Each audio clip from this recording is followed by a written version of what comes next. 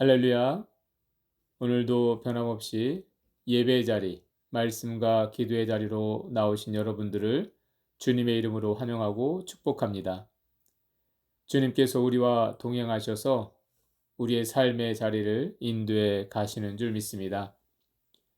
이번 주 새벽 예배는 시편 119편 말씀으로 하나님의 은혜를 나누도록 하겠습니다. 오늘은 첫 번째 시간으로 시편 119편 1절에서 8절 말씀을 함께 보겠습니다. 시편 119편. 행위가 온전하여 여호와의 율법을 따라 행하는 자들은 복이 있으며 여호와의 증거들을 지키고 전심으로 여호와를 구하는 자는 복이 있도다. 참으로 그들은 불의를 행하지 아니하고 주의 도를 행하는도다. 주께서 명령하사 주의 법도를 잘 지키게 하셨나이다. 내 길을 굳게 정하사 주의 율례를 지키게 하소서. 내가 주의 모든 계명에 주의할 때에는 부끄럽지 아니하리이다. 내가 주의 의로운 판단을 배울 때에는 정직한 마음으로 주께 감사하리이다. 내가 주의 율례들을 지키오리니 나를 아주 버리지 마옵소서. 오늘 시편 119편 1절에서 8절 말씀을 통해서 주의 말씀대로 나를 살게 하소서라는 제목으로 말씀을 전하겠습니다. 시편은 모두 하나님을 높이고 찬양하는 내용이지만 그 중에 오늘 시편 119편은 온 마음과 뜻을 다해 하나님을 찬양하고 있는 시편입니다. 그 형식과 내용을 보면 시편 기자가 얼마나 극진히 하나님을 찬양하고자 했는지 알 수가 있습니다. 먼저 형식적으로는 시편 119편은 히브리어 알파벳을 순서대로 사용하여 만들어졌습니다. 히브리어 알파벳이 총 22개인데 각 알파벳으로 시작하는 12개의 문단으로 구성되어 있습니다.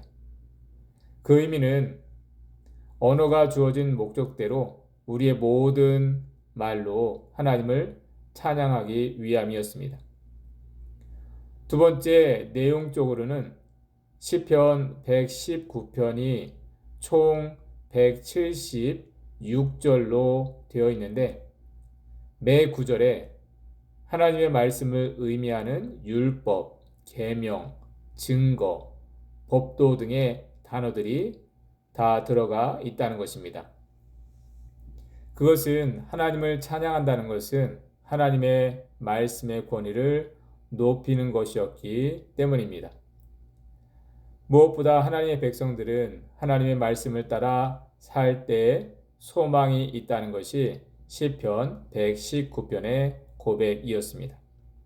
그래서 시편 119편은 다음과 같은 고백으로 시작하고 있습니다. 1절, 2절 말씀을 다시 보겠습니다. 행위가 온전하여 여호와의 율법을 따라 행하는 자들은 복이 있으며 여호와의 증거들을 지키고 전심으로 여호와를 구하는 자는 복이 있도다. 하나님의 사람들이 고백해야 할 복이 이와 같습니다. 여호와의 율법을 따라 행하는 자들은 복이 있다는 것입니다. 그것이 세상에서 말하는 복과는 다르다는 것임을 알 수가 있습니다. 세상에서는 나를 중심으로 나에게 무엇인가 특별한 것들이 따르게 되어질 때 복이 있다라고 여깁니다. 그래서 그러한 것을 얻고 이루고자 애쓰게 되어 있습니다. 그러나 성경은 여호와의 말씀을 따르는 자가 복이 있다 말씀하십니다. 그 과정 속에서 우리가 무엇을 가졌는지, 무엇을 이루었는지 상관이 없습니다. 비록 사람들이 부러워할 만한 것이 없고 세상에서 나타낼 만한 것을 이루지 못했어도 여호와를 구하는 그 자체가 복이 있다 하십니다. 하나님은 자신의 말씀을 따르는 자들에게 친히 상급이 되어주시기 때문입니다. 하나님의 백성들은 그러한 복의 원리를 기억하고 살아야 했습니다. 그래서 하나님은 끊임없이 그 백성들에게 말씀을 주시고 말씀을 따라 살도록 하셨습니다. 세상에는 항상 복이 되어질 만한 것들이 있고 그것을 따르게 하는 많은 유혹들이 있습니다. 그래서 하나님의 백성들도 그렇게 미혹되고 하나님의 말씀을 떠나 살게 되는 문제들이 있었던 것입니다. 그러나 세상의 것들은 아무리 좋은 것 같아도 어느 순간 사라지게 된다는 것입니다. 아무리 그 한때를 누리는 것을 기쁘게 여겨도 결국에는 전도자와 같이 헛되고 헛되니 모든 것이 헛되도다라고 할 수밖에 없는 것입니다. 다윗이 시편 119편을 고백하며 하나님의 말씀을 붙들고 사는 것이 복이라 고백하는 이유가 그와 같습니다. 그가 세상에서 크게 성공을 했어도 왕의 권세를 가졌어도 그 자체가 만족이 되어줄 수 없었기 때문입니다. 세상에서 가질 수 있는 복은 다 가졌는데도 영광이 되지 않았던 것입니다. 오히려 그로 인해 괴롭게 되어질 때가 많았던 것이 다윗의 삶이었습니다. 그래서 그가 고백하게 되었던 것이 다음과 같습니다. 5절, 6절 말씀을 보겠습니다. 내 길을 굳게 정하사 주의 율례를 지키게 하소서. 내가 주의 모든 계명에 주의할 때에는 부끄럽지 아니하리이다. 다윗이 왕이 되기 전에 광야에서 오랜 연단의 시간을 갖게 되었습니다. 자신을 죽이려는 사울 왕을 피해 거친 광야에서 도망다니며 살아야 했습니다. 그때 다윗은 하나님을 가장 간절하게 붙들고 살았습니다. 그래서 다윗은 하나님이 자신의 피난처와 산성이 되어주시는 것을 경험했습니다. 그러한 시험과 연단 이후에 다윗은 이스라엘의 백성들의 환영을 받으며 그들의 왕이 되었습니다. 모든 백성들이 다윗의 진실함을 알게 되었습니다. 그런데 다윗은 왕이 된 이후에 남의 아내를 빼앗고 그의 남편을 죽이는 수치스러운 일을 하게 되었고 아들에게 쫓기게 되는 부끄러운 상황들이 있었습니다. 그 일들은 모두 그가 하나님의 말씀에 주의하지 않게 되었을 때 있었던 일이었습니다. 그 일을 통해서도 다윗은 분명하게 알게 되었습니다. 왕의 권력이 주어졌다고 해서 복이 아니라는 것이었습니다. 하나님의 말씀에 주의하지 않으면 그와 같이 수치가 임하게 된다는 것이었습니다. 그래서 다윗은 내가 주의 모든 계명에 주의할 때에 부끄럽지 아니하리라 라는 고백을 하게 된 것입니다. 오늘날 우리도 마찬가지입니다. 우리가 세상에서는 복이라 여겨지는 그 무엇이 없거나 이루지 못해서 부끄럽게 되는 것이 아닙니다.